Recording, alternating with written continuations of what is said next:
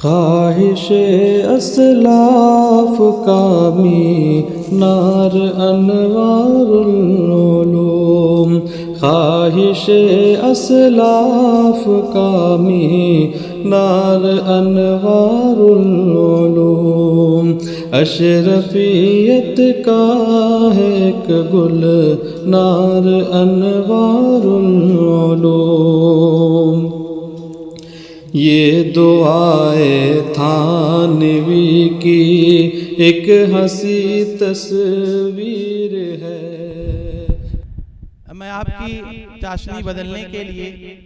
اور آپ کے سامنے ایک ایسی شخصیت کا چہرہ لانا جا رہا ہوں جن کی علم و بصیرت اور جن کے فن کو ہم سب، بلکہ میں ہی نہیں بلکہ ہم سب اس کے معترف ہیں، ان کے گہرے مطالعہ اور ان کی سادی شخصیت، بلکہ میں کہہ سکتا ہوں کہ بہت سادے حضرت ہیں، اور ہر ایک سے اس طریقے سے ملنا اور اس طریقے سے اٹھنا بیٹھنا کہ ان کی سادگی کا ہر اٹھن بیٹھن میں احساس ہوتا ہے۔ لیکن آپ جب ان کی علمی صلاحیت میں جائیں گے، جب آپ ان کی علمی بصیرت میں غور کریں گے تو ایسی بہت سی کتابیں آپ کو مل جائیں گی جن کو آپ پڑھتے رہیں، جن سے آپ سیکھتے رہیں، ایسی بہت سی باتیں مل جائیں گی جن سے امت اب بھی اس کو لے کر کے اس کو مشعل راہ بنائے ہوئے ہے، جن سے میری مراد مولانا عظیم الرحمن صاحب قاسمی ہیں غازی پوری۔ حضرت سے میری درخواست ہے کہ حضرت والا تشریف لے آئیں اور اپنے پرمغز اور پربصیرت خطاب سے ہم سامعین کو نوازیں۔ السلام علیکم ورحمۃ اللہ وبرکاتہ۔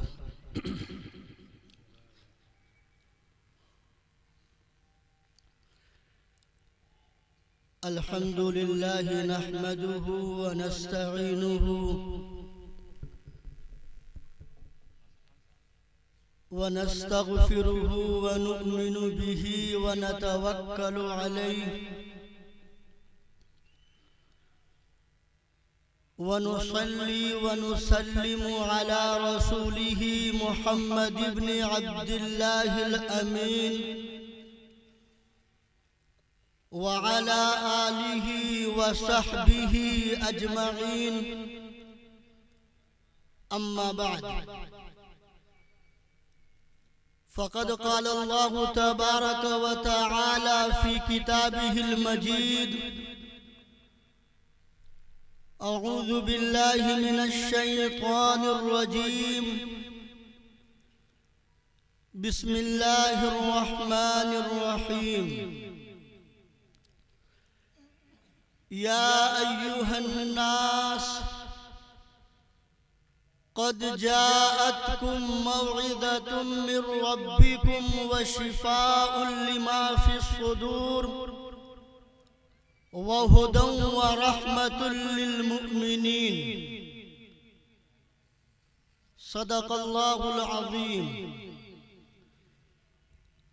وقال رسول الله صلى الله عليه وسلم: إن لله أهلين من الناس، قالوا يا رسول الله من هم؟ قال: هم أهل القرآن أهل الله وخاصته، أو كما قال عليه الصلاة والسلام۔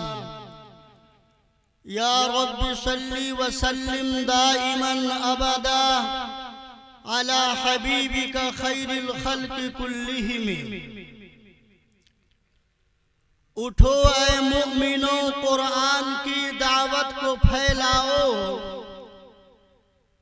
اٹھو اے مؤمنوں، قرآن کی دعوت کو پھیلاؤ،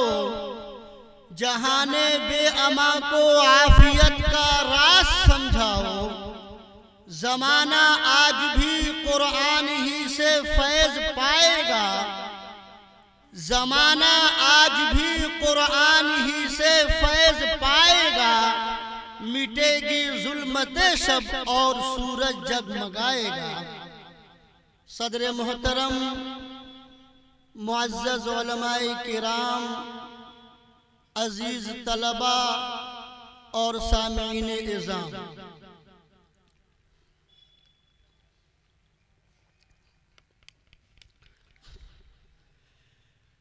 بعد الحمد والصلاة لائق تعریف اور قابل مبارکباد ہیں جامعہ انوار العلوم کے اساتذہ اور یہاں کی انتظامیہ، جنہوں نے تکمیل حفظ و حدر اور تکمیل افتاء و تکمیل حدیث کے جلسہ دستار بندی کا عظیم الشان جلسہ سجایا، منعقد کیا۔ حضرات گرامی، ہمارے دائیں اور بائیں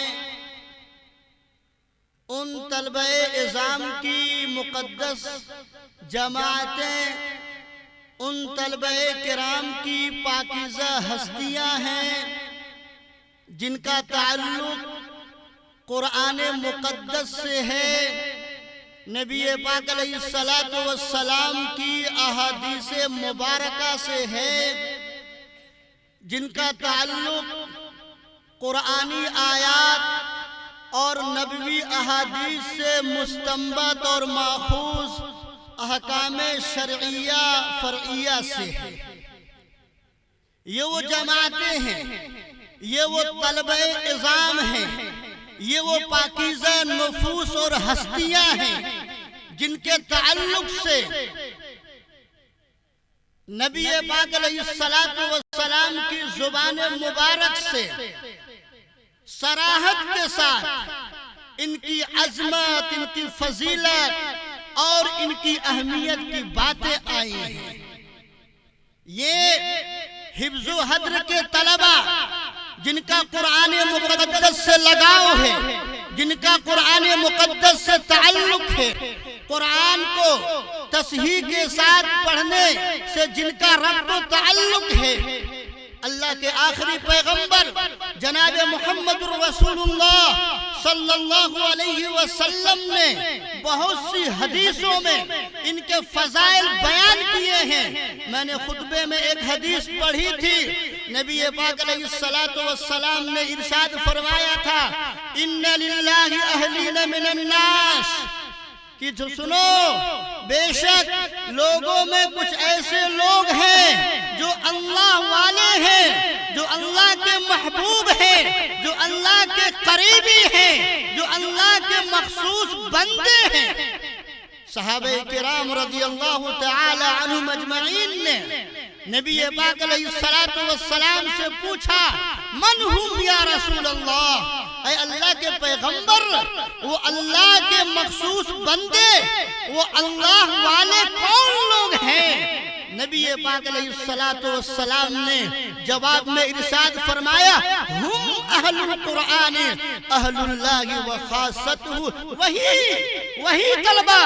وہی حضرات، وہی لوگ، وہی اساتذہ، وہی معلمین قرآن جن کا تعلق قرآن سے ہے، جن کا لگاؤ قرآن سے ہے، جن کا تعلق ناظرِ قرآن سے ہے، جو قرآن مقدس کو دیکھ کر یاد کر رہے ہیں، دیکھ کر پڑھ رہے ہیں، جو قرآن مقدس کی آیات کو اپنے سینوں میں محفوظ کر رہے ہیں، جو قرآن مقدس کے احکام، معانی اور مطالب کو سمجھ رہے ہیں، یہ سب کے سب یہی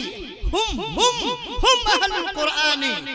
اہل اللہ و خاصتہ، یہی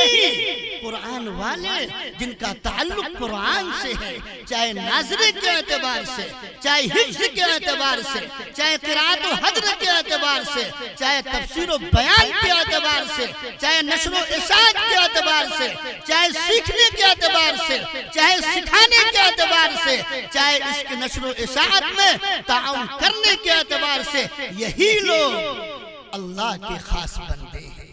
یہی لوگ اللہ والے ہیں، یہی لوگ اللہ کے قریبی ہیں۔ اور یہ وہ طلبہ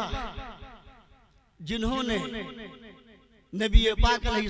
السلام کی احادیث مبارکہ کی تحقیق اور ان کی چھان بین میں اپنے دن اور رات کو صرف کیا،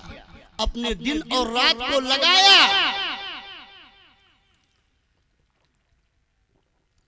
نبی پاک علیہ السلام کی احادیث کی تحقیق میں یہ نبی علیہ السلام کی بات ہے، یہ نبی علیہ السلام کا فرمان ہے، یہ نبی علیہ السلام کا قول ہے، یہ اس میں فلاں راوی ہے، یہ فلاں اعتبار سے اس میں کمزوری ہے، فلاں اعتبار سے اس میں ضعف ہے، سند کے اعتبار سے، روایت کے اعتبار سے، درایت کے اعتبار سے اس میں یہ کمی ہے اور یہ بہتری ہے، یہ حسن ہے، یہ خرابی ہے۔ ان سب امور میں وہ طلباء جنہوں نے اپنے سال کو لگایا تکمیل حدیث میں اور حدیث کے علوم اور معارف کو سیکھنے اور سمجھنے میں ہے، ان کے لیے بھی نبی پاک علیہ السلام نے سرسبزی و شادابی کی دعا دی ہے۔ نزل اللہ امرأن سمع منا شیئا والی حدیث میں نبی پاک علیہ السلام نے ان سارے طلبہ حدیث کو، ان سارے محدثین کو جن کا تعلق نبی پاک علیہ السلام کی احادیث مبارکہ کی چھان بین میں لگا ہے، نبی پاک علیہ السلام کی احادیث، ان کے اقوال، ان کے افعال اور تقریرات کی تحقیق میں لگا ہے، ان سب کے لیے نبی پاک علیہ السلام نے اپنی زبان مبارک سے ان کے لیے ہریالی اور سرسبز و شادابی کی، خیر و برکت کی، ان کے چہرے پر وجاہت کی، وقار کی، ان کے چہرے پر رونق کی، نور کی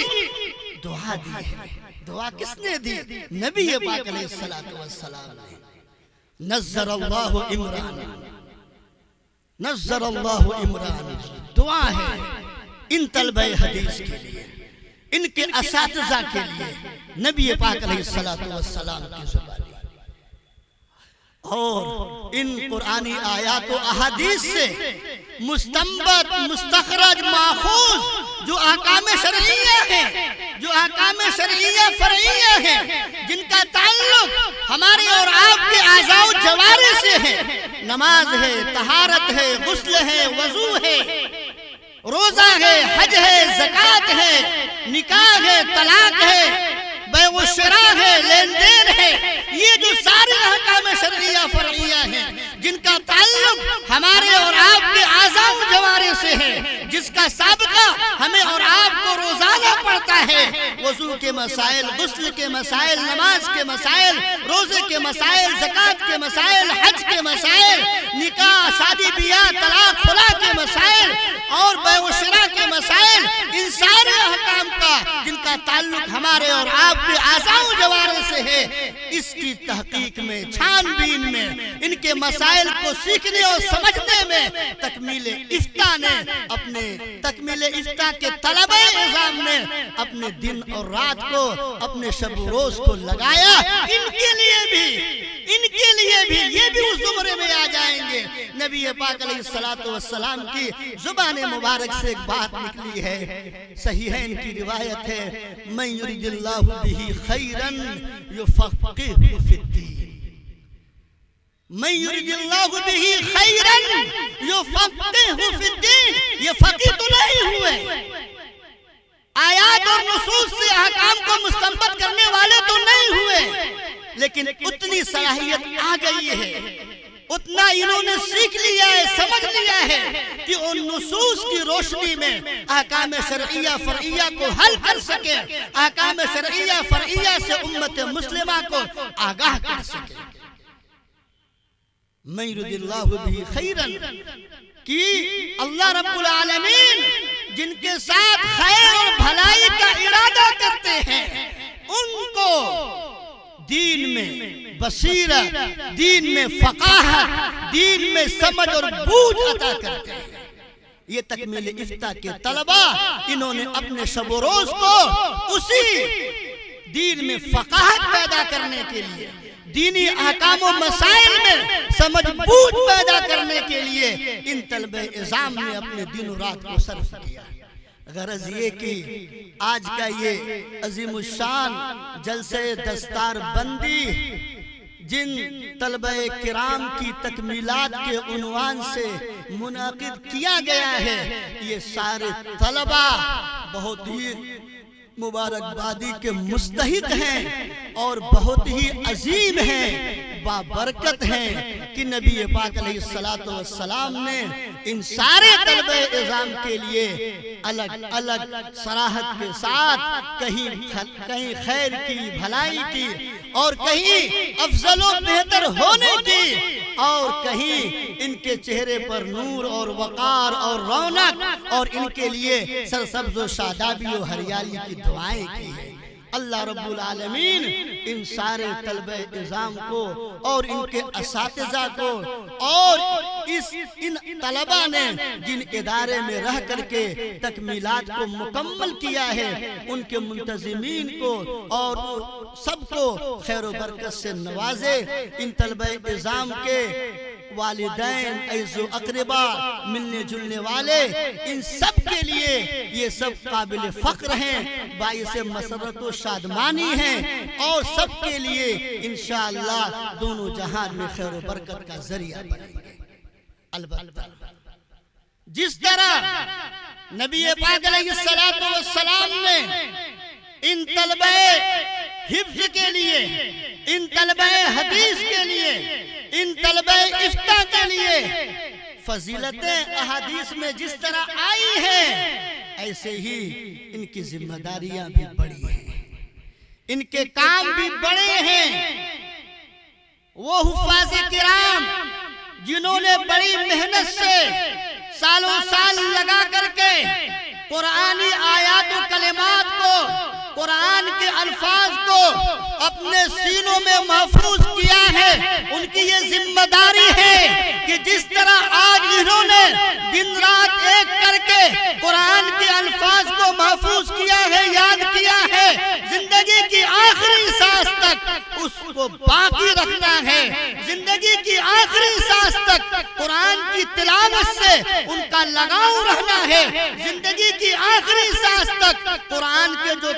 کے جو پیغامات ہیں، جو تعلیمات ہیں، ان کے مطابق انہیں چلنا پڑے گا، کیونکہ حفاظ کی جو فضیلت احادیث میں آئی ہیں وہ محض حفظ قرآن پر نہیں ہے، وہ محض قرأت قرآن پر نہیں ہے، وہ ثوابات ہیں، وہ فضائل ہیں، لیکن جس حدیث میں نبی پاک علیہ السلام نے ان حفاظ کرام کے والدین کے سروں پر تاج کی بات کہی ہے، اس میں جہاں حفظ قرآن کی بات آئی ہے، وہی نبی پاک علیہ السلام نے اس کے فوراً بعد اس پر عمل کی بات بھی کہی ہے۔ من حفظ القرآن وقرأ القرآن او تعلم القرآن وعمل بما فيه، وعمل بما فيه، قرآن پڑھے، قرآن یاد کرے، قرآن سیکھے،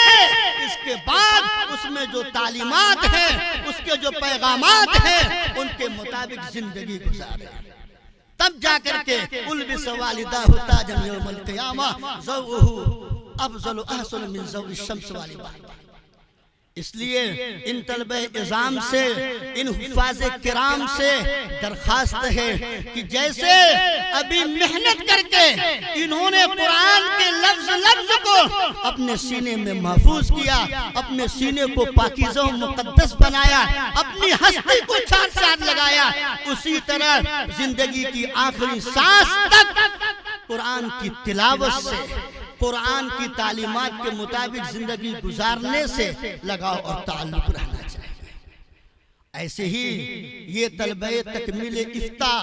اور تکمیل حدیث، یہ بھی صرف اور صرف احادیث کی تحقیق اور احکام شرعیہ فرعیہ کی تحقیق نہیں، بلکہ اس کے آگے ان کی ذمہ داری ہے کہ خود بھی نبی پاک علیہ السلام کی سنت کے مطابق زندگی گزاریں، نبی پاک علیہ السلام کی احادیث مبارکہ کے سانچے میں اپنے آپ کو ڈھالیں۔ مزید یہ کہ قوم کو، امت کو اپنے گاؤں، اپنے محلے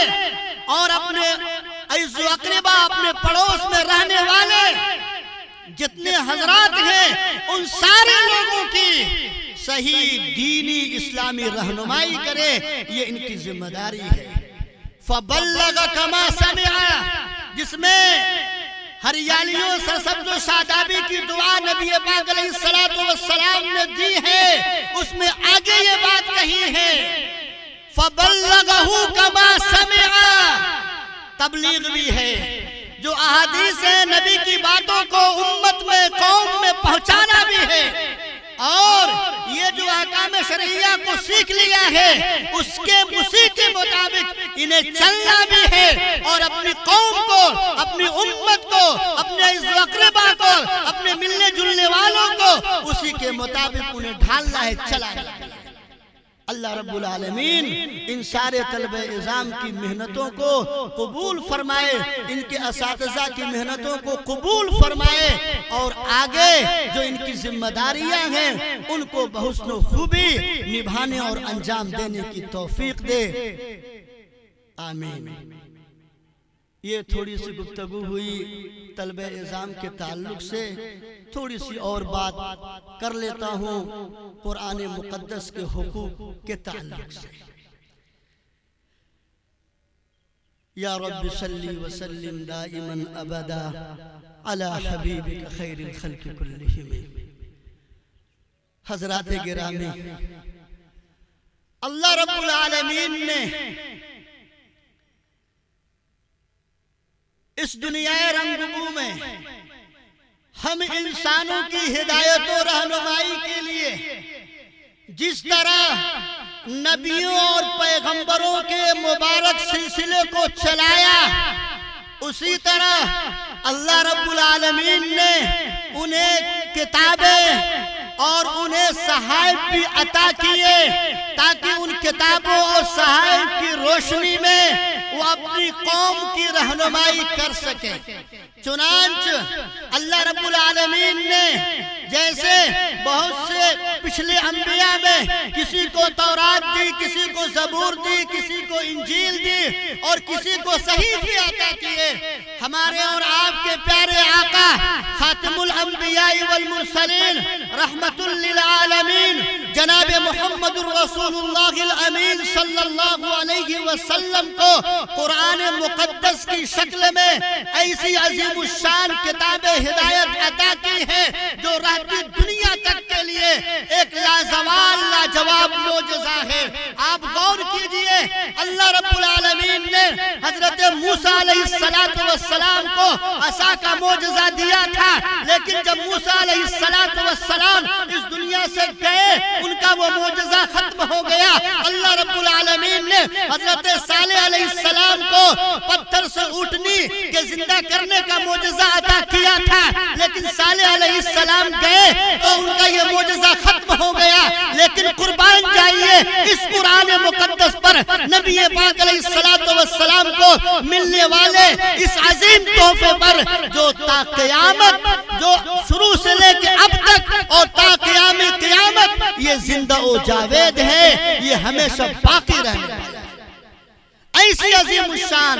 کتاب ہدایت اللہ رب العالمین نے ہمیں عطا کی ہے۔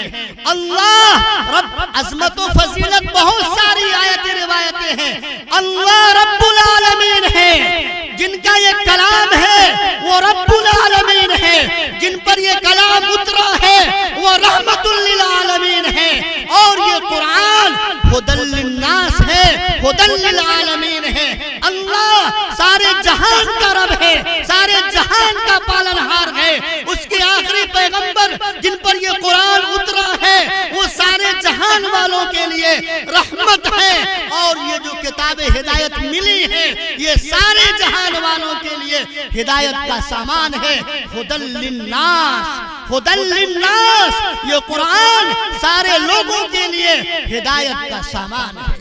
اسی کو اللہ نے قرآن میں یوں کہا، یا ایھا الناس، اے لوگو، قیامت تک آنے والے ہر فرد بشر کو خطاب ہے کہ سنو، قد جاءتکم موعظۃ من ربکم، تمہارے سامنے تمہارے پاس تمہارے رب کی جانب سے نصیحت والی کتاب آ چکی ہے. یہ قرآن سراپا نصیحت ہے. یہ تمہیں بتلائے گی زندگی کیسے گزارنی ہے, یہ تمہیں بتائے گی کامیابی کا طریقہ کیا ہے, یہ تمہیں سمجھائے گی ناکامی کے اسباب کیا ہے. قد جاءتکم موعظۃ من ربکم. شفاء لما فی الصدور, یہ رحمت بھی ہے اور ہمارے اور آپ کے دلوں میں جو گندگیاں آتی ہیں ان کے لیے شفا کا ذریعہ بھی ہے, شفا کا سائیکل کا کام کرنے والا بھی ہے. ہمارے اور آپ کے دلوں میں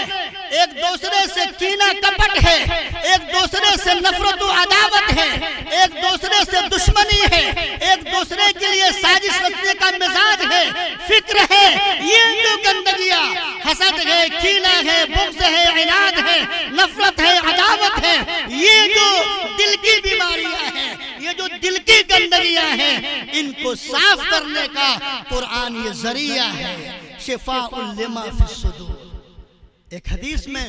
حضرت عبداللہ ابن عمر رضی اللہ تعالی عنہما راوی حدیث ہے, بیان کرتے ہیں نبی پاک علیہ السلام نے ارشاد فرمایا ان هذه القلوب تصدع. یہ ہمارے اور تمہارے دل ان هذه القلوب تصدع كما يصدع الحديد اذا اصابه الماء. نبی علیہ السلام نے صحابہ کو سمجھایا اور بتایا کہ سنو, یہ ہمارے دل جو ہیں یہ زنگ آلود ہو جاتے ہیں. جس طرح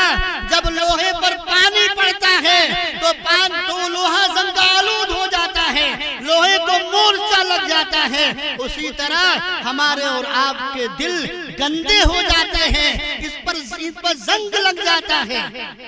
صحابہ نے پوچھا وما جلاؤها یا رسول اللہ, وما جلاؤها یا رسول اللہ, اے اللہ کے پیغمبر لوہے پر زنگ لگا, آلہ ہے صاف کرنے کا, صاف کر لیا, ختم کر دیا, یہ ہمیں بتائے ہمارے دلوں پر جو زنگ لگتا ہے, ہمارے دلوں پہ جو گندگیاں آ جاتی ہیں وہ صاف کیسے ہوں گی, اس میں جلا اور روشنی کیسے آئے گی. وما جلاؤها یا رسول اللہ. تو نبی پاک علیہ السلام نے ارشاد فرمایا کثرت ذکر الموت و تلاوت القرآن. ہمارے دلوں میں جو زنگ لگا ہے, ہمارے دلوں میں جو کفر, شرک, نفاق اور کینہ, کپٹ, حسد, بغض, عناد, دوری, سازشوں کی فکریں, نفرت, عداوتیں, یہ جو گندگیاں دلوں میں آئی ہیں یہ دور کیسے ہوگی؟ کثرت سے موت کو یاد کرنے سے, کثرت سے موت کو یاد کرنے سے. کہ مرنا ہے, اللہ کے حضور میں جانا ہے,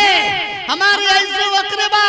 ہمیں قبر میں دفن کر کے چھوڑ کر کے چلے آئیں گے. مرنا ہے, قبر میں جانا ہے, منکر نکیر کے سوالات کے جوابات دینے ہیں, قیامت آنی ہے, میدان محشر میں اکٹھا ہونا ہے, اللہ کے حضور میں حساب و کتاب دینا ہے. یہ سارے تصورات موت کے ساتھ کثرت سے کرو, یہ دل کی جو بیماریاں ہیں وہ سب دور ہو جائیں گی. جب انسان کا یہ تصور ہوگا کہ یار یہ دنیاوی زندگی تھوڑی سی ہے, کچھ نہیں ہے, بس مرنا ہی ہے, بس جانا ہی ہے, یہ عارضی زندگی ہے, تو اس کے دل میں کیا کسی سے نفرت ہوگی, عداوت ہوگی؟ ارے یار اپنے ہی فکر کرے گا. کثرت ذکر الموت و تلاوت القرآن, اور قرآن کی تلاوت, قرآن کی تلاوت یہ قرآن کا ایک حق ہے. قرآن کی تلاوت کی وجہ سے ہمارے دلوں میں جو زنگ لگے ہیں انشاءاللہ وہ دور ہوں گے. شفاء لما فی الصدور, اسی کو اللہ نے قرآن میں کہا ہے وَهُدًى وَرَحْمَةٌ لِّلْمُؤْمِنِينَ. یہ سارے جہان والوں کے لیے رحمت تو ہے ہی ہے, ہدایت کا سامان تو ہے ہی ہے, خاص طور سے ایمان والوں کے لیے ہدایت کا اور رحمت کا باعث ہے.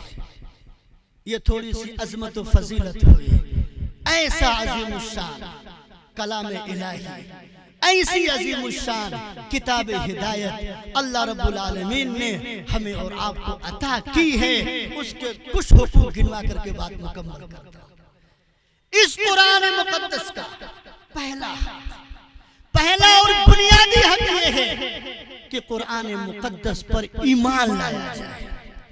قرآن مقدس کے تعلق سے دل میں اس بات کو مانا جائے کہ یہ قرآن مقدس اللہ کا کلام ہے، آخری پیغمبر پر اتارا گیا ہے، اس بات کو دل میں بیٹھایا جائے۔ ایمان بالقرآن، ایمان بالقرآن، قرآن کو دل سے ماننا، قرآن پر ایمان لانا، یہ قرآن مقدس کا پہلا بنیادی حق ہے۔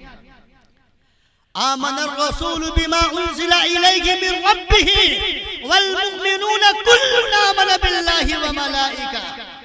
صرف ہمارے اور آپ کے ذمہ نہیں ایمان لانا واجب ہے، وہ پیغمبر، وہ آخری پیغمبر، وہ نبی و رسول جن پر یہ قرآن اترا ہے، ان کے ذمہ بھی ہے کہ وہ اس قرآن پر ایمان لائے کہ یہ اللہ کا کلام ہے۔ قرآن کا پہلا حق ایمان بالقرآن، اور قرآن کا دوسرا حق قرآن کا ادب و احترام کرنا، کیونکہ کلام کی عظمت صاحب کلام سے ہوتی ہے، اور صاحب کلام یہ قرآن مقدس جس کا کلام ہے وہ سب سے اعلیٰ ہے، سب سے عرفہ ہے، سب سے بلند و بالا ہے۔ فضل کلام اللہ علی سائر الکلام کفضل اللہ علی خلقہ، جو فضیلت خالق و مخلوق پر ہے، جو فضیلت معبود کو عابد پر ہے، جو فضیلت مالک کو مملوک پر ہے، وہی فضیلت اللہ کے کلام کو دنیا کے سارے کلاموں پر ہے۔ جب کلام والا عظیم ہے تو اس کی عظمت دل میں ہونی چاہیے۔ قرآن کا ادب و احترام، قرآن ہم کی عظمت ادب و احترام کو دل میں بسائیں، رچائیں، بسائیں، اس کو اونچی اور بلند جگہ پر رکھیں،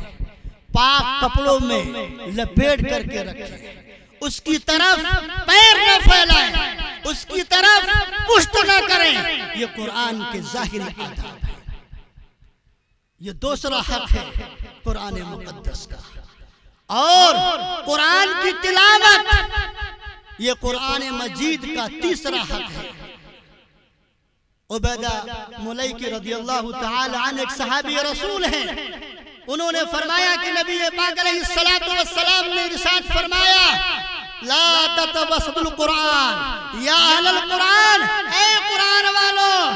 اے وہ امت محمدیہ